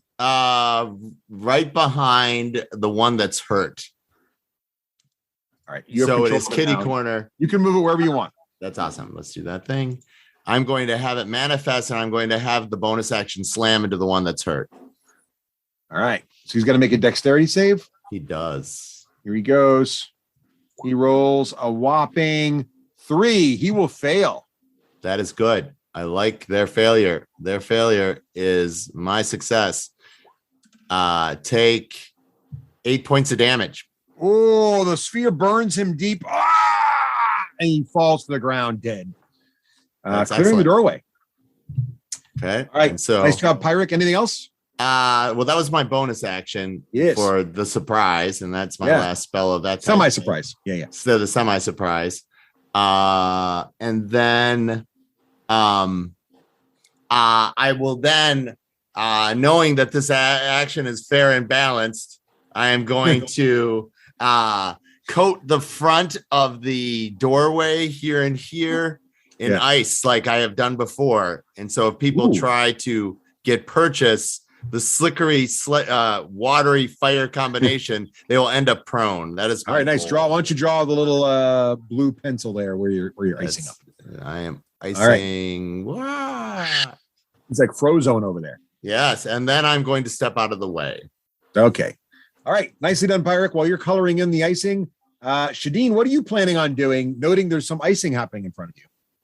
So, do I have a line of sight to this guy here? Can you see him? Yes. Well, But I then don't the know answer if is this yes. door, what's going on, because it's dark. The door's still open. The door is still open, even though it's Yeah. drawn on there. Yeah. And Yeah, do I have is this where I have a bonus action? Is that what's going Yeah. on? It's you're in semi-surprise mode also, so you'll get 2 actions. Yes. Oh, I've got some semi-surprise action for you. All right. Okay, so I'm just making up one rules today. Feeling good semi-surprise. about it. Eldritch Blast. I whip with the axe like almost like a bat, and I launch a shard of darkness through the door. Eldritch Blast. How about a 21? 21 will hit. Yeah. And roll damage. And this is +5. Whoa. So how about a 14 points there? Nice. By the way, I forgot to mention there's a little brazier in the middle here with fire. I just lit it. And Yes, well, that lights him up nicely. Russ, also that flaming sphere is supposed to be generating light too. I'll take care of that too. So how much damage did you, Craig? I'm sorry, I missed it. Looks like 14. 14. Nice. That will bloody him. He doesn't look happy about that at all. And I'll also add some light generation. How much light does a flaming sphere generate? 10 feet or 20 feet? Anybody know? Torch. Torch. Torch. Up Or to 20 20. feet and 20 feet. 20 feet. 20 right? feet. So it's 20, Okay. 20 feet bright, 20 feet dim. Okay. So there you go. So you got a little light in the room now, thanks to the fire and the flaming sphere. I like Anything else, Shadeen? it. Yeah, You got well, two I'm going to actions. shoot again with my regular action, right? Yeah, why would you not? Yeah, why would I not? Indeed. So how about a 22? That'll hit. Same guy? Same guy. All right. And how about 13? Ooh, that's just 13 enough. points. The second blast blows him backwards, Blam. snapping his neck, and he dies on the spot. 1, 2, 3. I don't want to block anybody's, so I'm gonna stand right here, getting ready. I'm choking up on my axe. Shadow axe. All right. Yeah. All right, Shadeen, nicely done. It is now flame skulls are still smoldering. And Karluk, are you still paralyzed or have you got a plan? Gallic has a plan. He shouts out, "Save some for me!" Yeah, you're definitely hearing some bugbear mutterings, Karluk. Hops down. Am I sure they're bugbear? Well, okay, make a perception check. You know With your way around a advantage. bugbear. So yeah, With you'll have advantage, right? Yeah, advantage because you know your bugbears. Oh, that's true. I would know the sound of a bugbear anywhere. Oh, you do. Yeah, these are definitely bugbears. You're thinking probably 4, maybe 5 bugbears. And I thought with That Karluk it was smell- 4 to 20. that's a distinct smell. Actually, with that perception roll, Karluk, you actually smell them coming from 2 directions. Wait, Yeah. There's some to the north that might be a little closer, actually. Oh no. My friends, there's bugbears to the north. Oh, with that. All right, so Calic. Sorry, I just had to. 3, 4. Because it's true. Calic moves to here, and I will. All right. I will perform the dodge action because I've seen Ulrich do this many times, and All right. it does well for him. I've seen it many times. Yeah, it works great. All right, good. All right, Dan. Excellent. Dan, I wish I could give you more inspiration to stack. Do you take a point of inspiration for playing your character the right way? I will heal myself. I don't. You probably could use that shortly. Does anybody okay, need moving on. Well, I could use it, but if you want the hit point, that's fine Take too. it. No, it's fine. Take it. all right. Speaking of bugbears, Remember, I used my inspiration to leap over the wheel. Oh, that's right. how many are out there? Close the door. Now, this guy's got a problem. So this bugbear back here is trying to close it on the door. There's a flaming sphere there. There's ice. Honestly, I'm trying to figure out if the flaming sphere would be melting the ice at this point. But it's designed to. This is my trap. It's Okay. First of all, we want them to slip and then it's wet, but then I will run the flaming sphere over at the next turn to melt it so that we can charge in. This is all part of my cunning plan. Well, your cunning plan's pretty good because he's having a hard time. I mean, bugbears aren't the smartest creatures on the planet, and he's having trouble deciding what to do. Now, he can clearly, from his current position, he can clearly see Shadeen. So that gives him a pretty clear course of action. He really wants to close the door, yet getting near the door seems tricky. There's a flaming sphere. There's some ice down there. So he's just going to, he grabs along the wall here, right behind where I'm pinging. There is a whole weapons rack, a makeshift weapons rack, something that was probably not original to this space, but he has there's a few javelins there, and he grabs a javelin and he chucks it at you, Shadeen. So here comes a javelin. He is, I believe, he just rolled a natural 20. What? No. Oh, let me go to the cards. Ouch! The javelin comes flying out of the night. Well, it's not really the night because it's firing out of the fire. Javelin Use the dodge action. I've showed you all the time. All right, let me find the critical hit deck for Dungeon Masters. Oh, here it is. Let's go in here, take a look. Drawing a random card. Let's see the level of scariness. Oh, it's called dangerous. Let's see what that means. Here we go. Pinned. The attack pins your arm to a wall. So in this case, let's say That makes sense. the wooden door frame there. You're kind of leaning in. Well, it can either be a wall, another target, or your own body. Let's go with a wall. That just seems cool. Make a DC 14 strength check to free your arm. And you're going to take an extra 1d6 point of damage every time you fail. How about a 15, 16? Oh, nice. So you pull yourself free and just take normal javelin damage, which is 2d6 plus. So here we go on the javelin damage. So you're going to be taking, so he tries to pin you to the wall, but you're too strong for that, Shadeen. But you do take 11 points of damage from the javelin. Yeah, okay. You're tied. Wait, there's more. Yeah. As I reel backwards and the blood is welling from the plates of my armor, I point with my shadow axe and I go, "Not today, Spalpeen!" And dark flame erupts around his feet and scorches up his body for 3d10. 3d10, is that a reaction? Damage. Cool reaction thing you have? Yes, hellish rebuke. Hellish rebuke. Hellish rebuke. Hellish rebuke is occurring. 3d10, that's pretty sweet. Yeah. So 13 points of damage. Well, you got less rebuking. He than can you he almost got can pinned take to a he door. can save to do half that. Oh, he'll try that. What kind of save is it? Yeah, it's not gonna matter. I don't He didn't think roll well. it's a dexterity, He's got +2 deck, so he makes a 13. and I believe it's That'll I think it's a 14. All right, yeah. So he has failed, and you bloodied him with that hellish rebuke. I didn't. He bloodied himself. He bloodied himself. Stop hitting yourself. Stop hitting yourself. All right, that's one bugbear. This other bugbear, he's going to try to navigate 5, 10. So the sphere thing is if you end your turn there, right? So Correct. and Within 5 feet of it. he gets 15 to here. He's got to make a dex save on the ice. If he makes his save, he'll be able to close the door and run away. If he fails his save, he's going to fall failed to close the door and takes sphere damage. Okay, so here we go. Now, remember, we already determined I'm going to give it, since this is just a cantrip, I'm going to make it DC 10 because it's, it's not a high-end spell. So he is +2 on his dexterity save. So here we go. He makes it. So he gets there, he closes the door, and you don't know what happens next, but he must have fallen back, or that would be the guess. And so the door has now closed. I'm going to go ahead and close it with a lightning level here. So he's just like swatting at the door, hoping it's closed. He's not barring it or doing anything else. Make a perception check. Okay.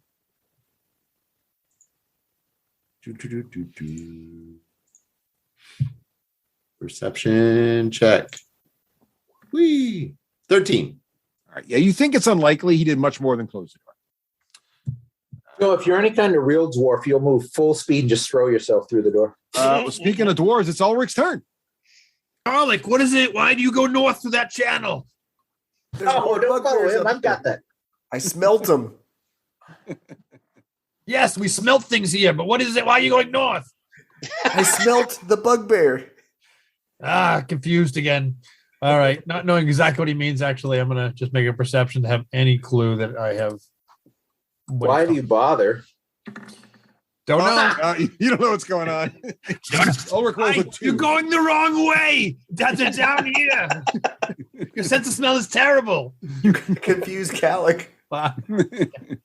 15, 20. And I'm going to take a second move. 5, 10, 15, 20. I'm going to interact with this door. So I don't know if you open it up, but I'm going to try and open the door. By the way, Ulrich, when you pass by the staircase, make a perception check. Go jeez again. All right. Yep, 7. Yeah, nothing. That's the best one of the night, though. Everything's fine. Kudos. So I'm gonna step up to the door. I'm gonna open that door with my move. The door opens right up, and there's bugbears in front. It goes. Well, sort of. There's one to your right.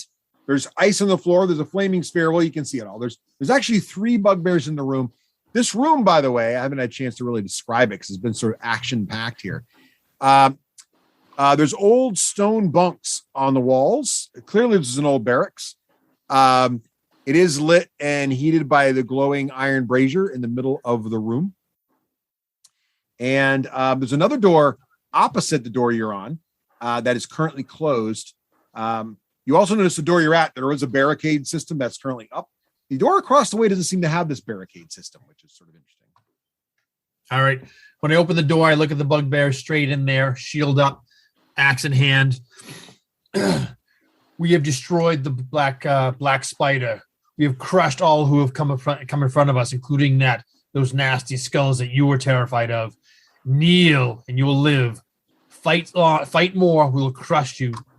And I'm using my intimidate for that. All right, make an intimidation check. In this one, I am a man of no small water. 13. All right. I'm going to give him advantage on this because I was just talking to the spider yesterday. So you're not wrong. Yeah. So on deception, was it? What did you do? That was intimidation. So against intimidation is what? Constitution, or is it charisma? Charisma. Oh yeah, he's not very good at that. Actually, you do sort of intimidate him with a 13. You bet your butt. He's like, what? You haven't been over here. He's fine. He's up in the chamber with all the blood. He's okay. And you better bring me to him because I can kill him again. He looks a little confused. So you've got a moment with him. Anything else you want to do, Ulrich? That's all I can do. I don't have. I'm actually going to put a little icon on here to remind me that he's a little confused. So he's a little bit confused and intimidated by you. I had to do double move to get there. Yeah. Euphemia, you are up. Euphemia looks over her right shoulder, using her leader's ability to just sense when the party's not all together. She sees Karlik up there and takes a step, but then likes the direction Ulrich was doing So she advances behind Ulrich and using her deception ability says, have you not heard I'm talking like a dwarf and the other thing. Have you not heard your commander's voice? You are to lay down your arms and direct us upstairs using deception.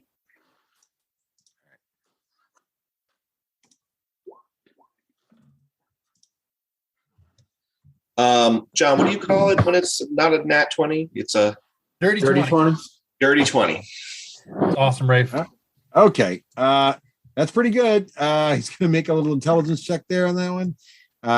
He does okay, but you did better. And he's like, how is he my commander? He's a dwarf. Do not question your command. No, he's not your commander. The commander's behind us.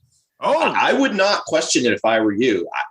You do what you want. Are you mercenaries? What are you doing? Why are we? What do you think we are? Are you dinner? How did we get past the skulls? He's so confused. He's like, how did you get past the skulls? Exactly. He looks very confused. In fact, all the bugbears in the room now are completely confused. And have sort of Rafe is using his lawyer befuddle powers.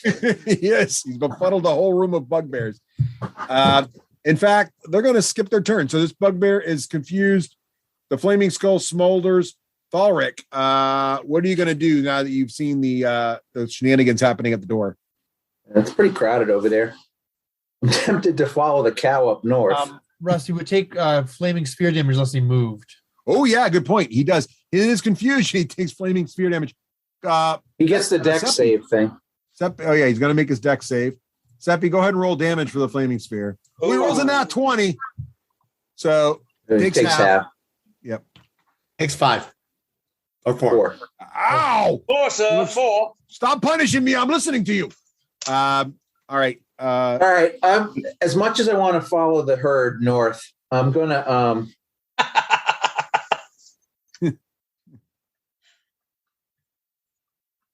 What's down here? I gotta bring You're my gonna body. follow the picnic. I think that's what a crowd of halflings is called. So I'm gonna check. Make a perception check. Yeah, I'm just gonna crouch down here, but I will. Is it a smell type thing, or is this? Yeah. I'll give you advantage. It's smell or hearing. I get I'll it. give you both. Give advantage. Okay.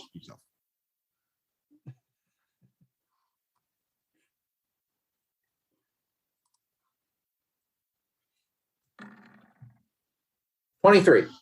Yeah. So based on the smell and also a little bit of visual, you realize that down below is earlier where you were fighting. That is the room, the sort of the big dining hall area room.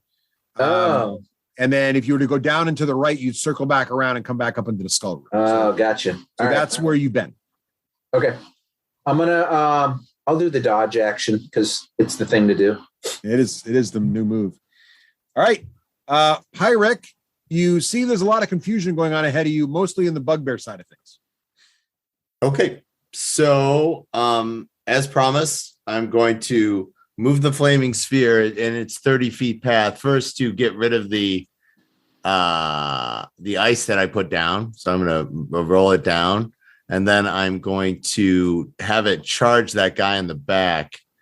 Why can't I see stuff? So 1, 2, 3. That's the start of my movement, and then it's going to wipe away. It's going to roll over the ice. And it's going to go get that boom, guy. Boom, boom. And it's going to, and then it's going to slam into that guy and stop there. So the ice is gone. Yep. And you're slamming into the guy in the back. He gets a deck save. Correct. He rolls badly. So damage. So 7 points. All right. He is not, whoops. He is still bloodied, but up. But he's definitely grumbly. And why do you keep attacking us? I don't think they'll work for us. And Shadeen, Pyric, anything else you want to do? Yeah. So those are bonus actions. Yeah. I'm going to move up a little bit. And then I'm going to continue to consume him with fire, firing a fiery bolt at him, which is a fire bolt. Oop. 15. That'll hit. No, it Okay. doesn't hit. The armor class is 16. It deflects off his armor bits. His armored bits. Okay. I think that's a cod piece. Pauldron. That's what I was looking for. Poltroon. What a poltroon. I have Poltroon. Is it Shadeen's turn? Yeah. Well, I thought. How much more damage did you do, Seppi? He missed. I missed. Oh, okay. All right. Yeah, the flaming skull smolders, and it's Shadeen's turn. Shadeen, what's I'm up? going to very showily pirouette through here. 1, 2, 3, 4. Right on this guy here. Yeah. And I'm going to bring my big shadow axe crashing down on his skull. Oh, I see.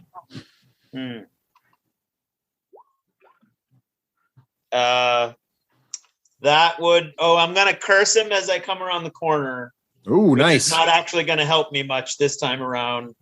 That I'm at +7, so 18.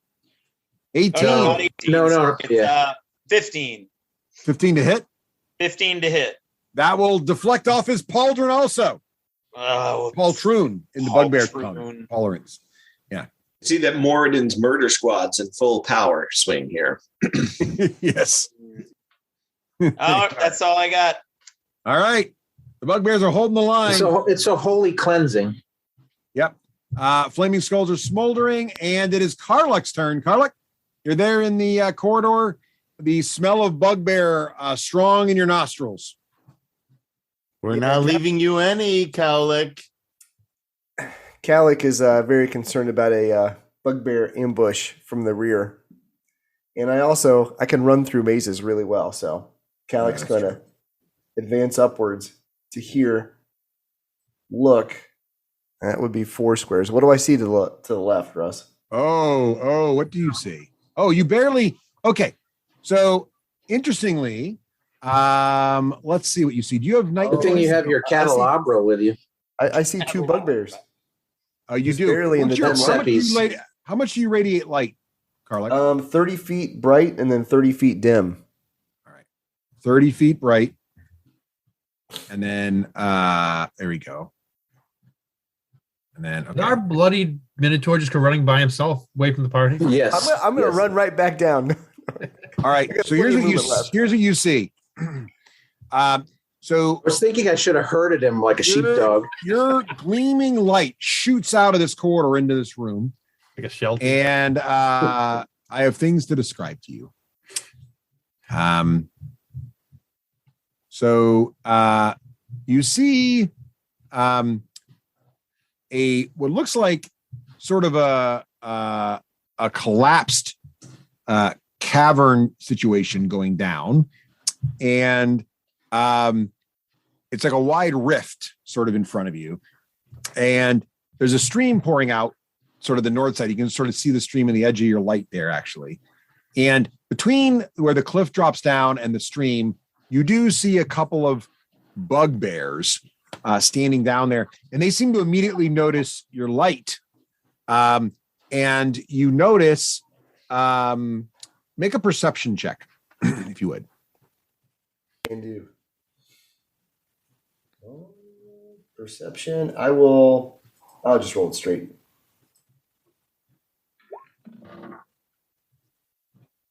You perceive like Ulrich. Mm-hmm. How'd you do? 7. Yeah, that's all you see. 2 bugbears sitting there. But they definitely look right up with your light breaking into the room.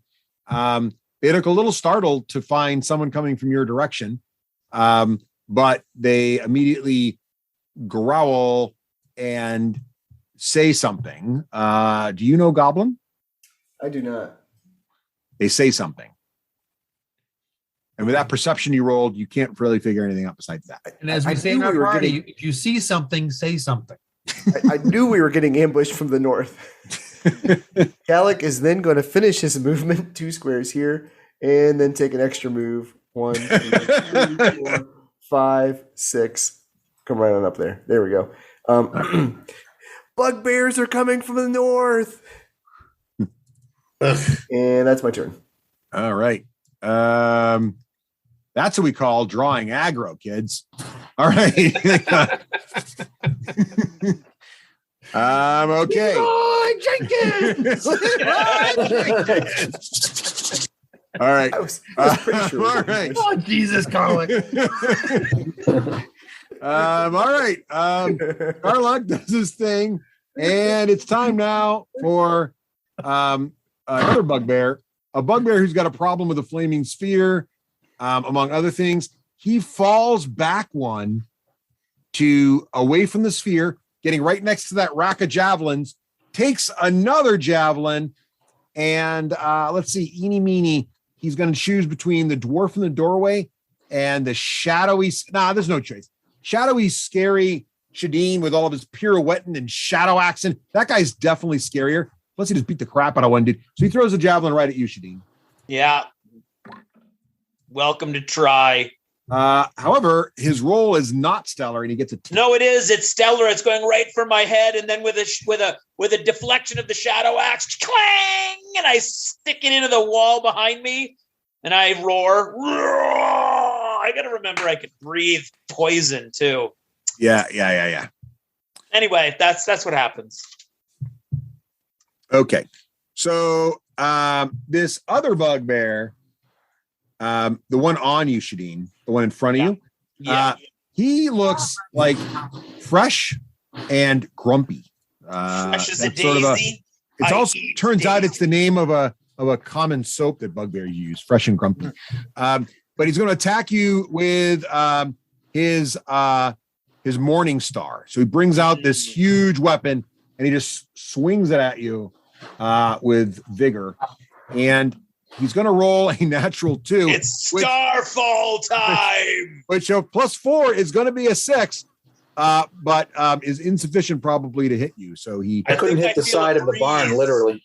Yeah, he definitely whiffs it.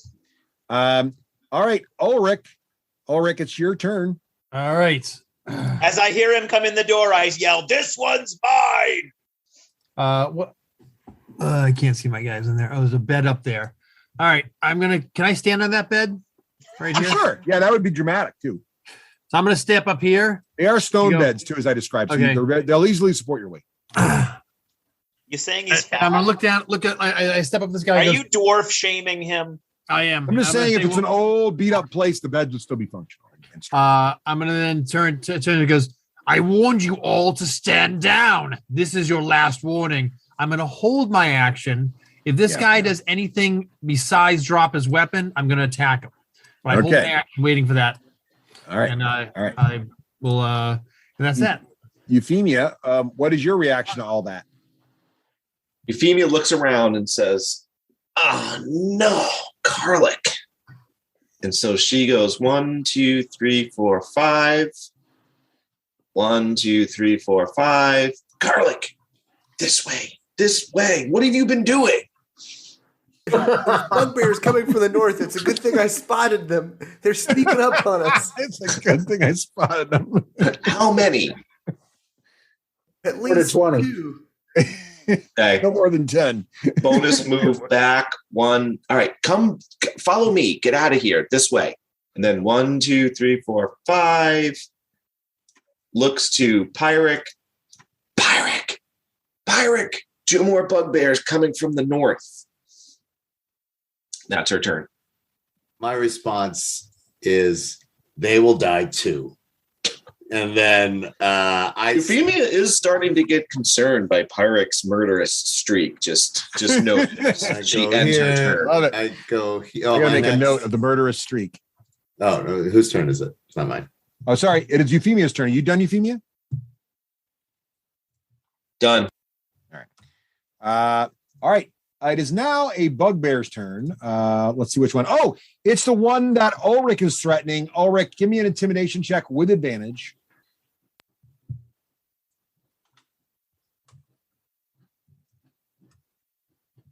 Right, baby. Not very scary on the mattress. Oh, nope. The He is fact that you going have to use a booster stand to get up to his height probably was the reason. He's like, The dwarf is not the problem. It's the shadowy one. And he steps towards the shadowy one, giving you your free strike, Ulrich. All right, I will take. I will hew him down. That's what I did. Oh, there. I see what you did there. Does he get 2 because he's holding his action and he Yes, didn't do what you're he going to said? get 2. 1 for the held action. Well done, Seppi. And then 1 because he's moving away. So you get a double strike. All right, 23 to hit for the first one. That does hit. That's going to do 13 points of damage. Ooh, that's a big hit. Yeah, that bloodied him right off the bat. He's going to regret right. this move. And then I get a second one on him. Yeah. That is going to be AC 18. That also hits. And that is going to be only 9 points of damage. Oh, that's just enough. He goes down as he tries to flee you.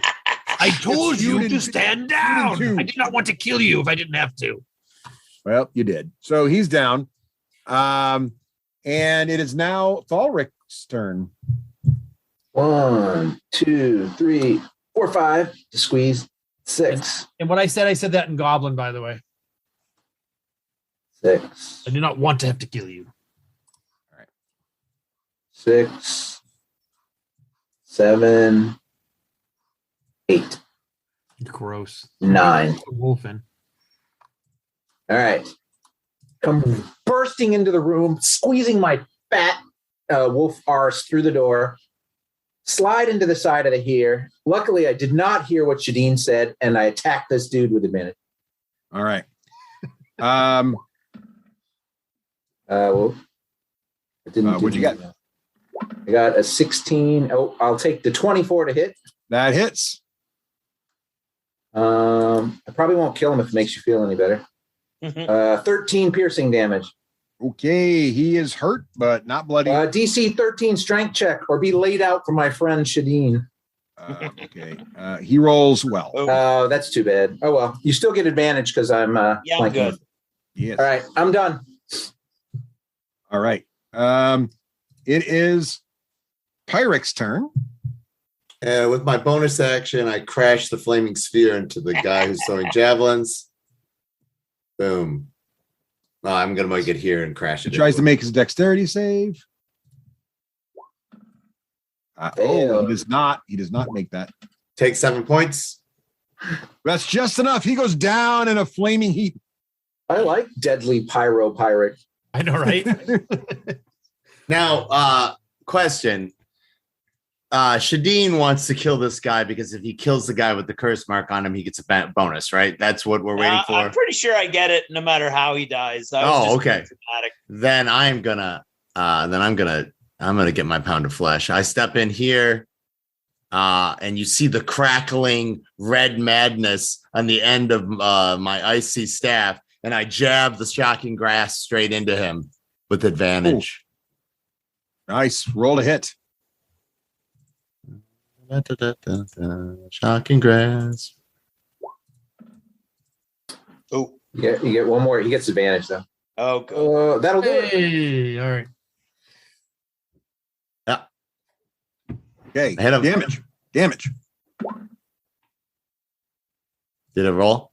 Yeah, you got No, I rolled the wrong thing. Here, Okay, I'll roll sorry. it for you. Oh no, it won't let me roll. Oh, you can't do that. I I tried it. Tried it. I got it. 7 points. Okay, he's still up, but he's bloodied. And he can't take And he a- doesn't. He can't make a reaction, whatever that's worth. But Okay, good to know. All right, nice job, Pyrrhic. Anything else? No, I'm ready to suck up this thing's soul. Okay, Shadeen. I think it's you're up. I'm coming. claiming its soul. Okay, then you I'm can have going it. to yell, "This one's mine!" Right. And with advantage, I get a 9. Okay. Oh, that's so sad. I don't not believe he's yours. No. Hey, you know what's good news is I heard the cows bringing more bugbears because we're running Oh, out that's over here. good. That's because I just feel like I haven't really done well for All right. myself. All right. Anything else, Little Shadeen? brother, No, there are I more. got nothing. I pose. Flame skulls continue to smolder. Yeah, And that's a problem. okay. Let's do a little thing here at the We ran out of bugbears and they just keep appearing on the initiative track. I don't even know where they come from. All right. So this was the plan the entire time, right, Cowlick? You were going to invite them into this room, and then we were going to re-barricade the door, and then the flaming skulls were going to attack the shit out of the bugbears. That is what your plan was this entire time? I figure our intimidate rolls would go better if they entered a room with a bunch of other dead bugbears. Get him, Karlik. That was your plan. Get him. So scientific. The next time they ask you if you're a god, you say yes. I may not be a god, but I have one on my back. You should have Okay. You should have used your bugbear disguise, Doc, and then you just communicate with them, make friends. One time you didn't look like set a them up. All right. Speaking of him, Karluk, it is your turn. So with that inspiration, can I quickly transform myself into a bugbear here with my disguise kit? Got lots of practice. Well, I don't know about one round. How fast does the sky kits normally work? 10 minutes. That's Yeah, I think it takes a 10 while. It's only 1%. Yeah, I feel like 10 minutes is long. It's going to be an age here, so Yep. probably not a good move. Let's see here. What is Calic going to do? Calic's going to continue his wise decision here and move to the south. 2, 3, 4, 5, 6. Slip by Euphemia. And I'm going to sit right here because I want to be able to see them coming. So I will just dodge action. I can't see a bugbear from here, right? No, I can't. Yep, dodge action again. All right. That's Calic's turn. I pat Euphemia on the back. Get him, you Euphemia. Get him. Shoot him good. Shoot him good. All right. Excellent. So nice job, Karlik. And it is now a bugbear's turn. So the one in the corner here who's surrounded, he's just he's just like, don't kill me. Don't kill me. I'm not even sure why I'm here. I know nothing. And he starts to panic. He's got terror in his You're eyes. not giving us much reasons to keep you alive if you know nothing. I can't say that. I'm just thinking that. No, you're just a wolf. So he panics and he drops his weapon and he just stands there with his hands up. His little fuzzy eyebrows twitching in what appears to be pure bugbear terror. Ulrich, it is your turn. I'm going to turn saying Goblin. How many more bugbears are coming and from whence do they come? I got to keep timers going. So I'm going to say, he gives you a quick one-liner. He says, oh, there's some to the west and there's some to the north. And of course there's the spider up there and all his spiders. And then of course there's the dark elf, the other dark elf, not the spider. Don't want to confuse those two. Just a few folks, but if you let me go, I'll just leave and be on my way the safe way, not the way you came. That's crazy talk. I doubt it's going to happen, but you say this north. You mean this north or this north? And I move towards the door as I start moving. Sort of both, I guess. The spider's over there, and the well, I don't know where they are at the moment. I mean, they're loading the cart. So when you say there, which way was he pointing? He pointed in the direction your arrow's pointing now once, and then he started pointing the other way, and then he mentioned some cart thing. And Karlik, what are you doing over there? All right, time. Okay. Euphemia. Yeah, that's it. Euphemia, what are you going to do? Joe, do you want to do a move action, right? Or you already moved, right? That's good enough. All right. Euphemia is going to pat Karlik and say, go get with the others. Actually, no, stay here a moment. And then Euphemia is going to go 1, 2, 3, 4, 5. And where arcana and history and religion and knowledge all failed, she's going to use investigation with inspiration. She's very concerned these things are going to reanimate, and she wants to determine what it'll take to make them not reanimate. Okay, investigate away.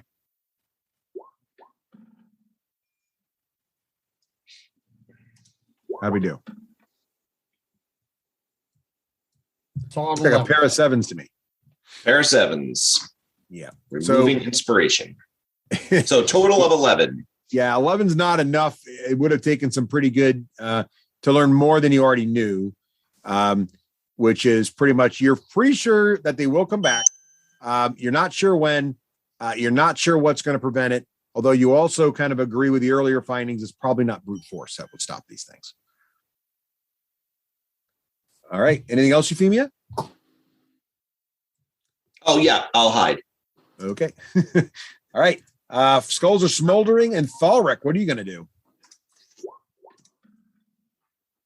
So this guy dropped his weapon. Yes, he did. All right, I'm going to 1, 2, 3, 4, 5. I'm going to move over here and sniff around this door, see what I can find out with and listen and sniff. And listening. See what happens here. I got a nat 20. So nat 20. All right, you got a card for that. Sweet. All right, let's see what you got here. First of all, that might be handy in the near future. So we'll put that there for you. There you go. I can't see it. Oh, sorry, I put it in the wrong layer. Put it in the wrong layer. My fault. There you go. How about now? Okay. Plus 1d8 after making a saving throw. You smell a little more water, and a lot of bugbears have come this way. So it's kind of hard because there's a lot of bugbear stench in this room. But do I hear anything? No, not immediately. You're pretty sure that the immediate other side of this door, there's nobody there. Okay. I will then hold my action to attack any enemies that come through the door. All right. I think I have just enough time to squeeze in one more little round here. So this guy's going to move. Murmur. What? Murmur. Okay. And then this guy moves. Murmur. Oh, crap. Murmur. Actually, at this moment, you start to feel, everyone's going to start to feel like a rumble, like a deep rumble, like the entire ground is vibrating. Like in the jungle? Like, it could be a rumble in the jungle, except it's more of an underground situation. And then it starts to feel like you feel nauseated, like your stomach, like something's wrong, like you almost are in two places at once, and everything starts to sort of shift, and the walls start to shift, and there's this vibrating feeling, and there's a loud whoosh, like you've been hearing for a while, except it comes like 3 times quickly. Whoosh, whoosh, whoosh. And then the uneasy feeling passes, the double vision sort of passes, and everything sort of settles in, and all the dust that was vibrating on the floor starts to settle back down again. And Pyric, it's your turn. Is this all of us felt that, or just Shadid? Everyone, like the whole place. That has happened like in the whole place. I feel like there are 3 more people in this cavern complex, or 3 fewer people in this cavern complex all of a sudden. Excuse me, I had halfling chili for lunch. That's the very first thing I Never say. Must have been that. It must have been that. All right. So I'm going to move here. This guy has taken a lot of damage next to me, right? Should he be bloodied or no? Which guy? The one. Oh, yes, he's bloodied. Sorry, yes, he is bloodied. This guy right there. He's got to be like on his last little. Yeah, he's bloodied. Okay. I whispered to him, I'm sorry, we can't take prisoners. And then shocking grasp him again. Wow. Agma says this is war. And that's what I say. All right. Roll to hit the shocking grasp there. Yeah, I'm doing this thing. That's who we are now. We're not people who like. Sorry, you're on the menu. We're not good people anymore. Okay, where is it? Speak for yourself. I'm always good people. Yeah, whatever. 17 and that hits. A 20. That 20 gets double your damage. Critical damage. Oh, wait, he gets cards. I'm sorry. Yeah, you get cards for that. That's excellent. So a nice big way to round it out, Seth, but you get critical hit with shocking grasp just to make this guy really feel bad. Max damage, then roll damage again because you just touch him with shocking grasp in the center of his chest and you blast him across the room, lightning arcing across him, slamming him in the wall for max damage, and then damage roll again. Okay, so he takes 8 and I gotta use these windows better. 8 and 15 points of damage. Yeah, he shoots across into the wall next to you, splatters up against it in a big bloody pulpy mess, and is just gone. And it's then you see when he sinks down, it is burned in charred, scabby blood, the symbol of Ogma. Ooh, nice. This is her war. All right, and we'll end the round with Shadeen, I think. I got to reassort it anyway. Shadeen, Yeah. what are you going to do? I'm going to go stand over the corpse and say, sorry, friend, I was going to try to stop him. And then I inhale the smoke coming from his body, and I heal 8 points of damage. Sorry, friend, I'm just going to absorb your soul. I must absorb your essence. And so that was a 1, 2, 3, 4, 5, 6. Because I think there's something going on over here. I'm done. Actually, All no, right. I can move. Can I move twice? I can move twice, right? Yeah, if you don't do any actions, that was kind of a bonus No. action to One, sniff 2. someone's soul. It feels like a bonus action. Yeah. That was I mean, technically it just happened the minute he died, but Yeah, that's I'm fine. nothing if not a show dragonborn. Yes. All right, excellent. I think we are at a great pause point. You have indeed, in fact, seemingly cleared the smelting room as well as the adjacent barracks. And now you got to deal with is whatever Ant's Nest Carlick's kicked, But we'll find out about that next time on Roleplay 8 Charisma. Bye.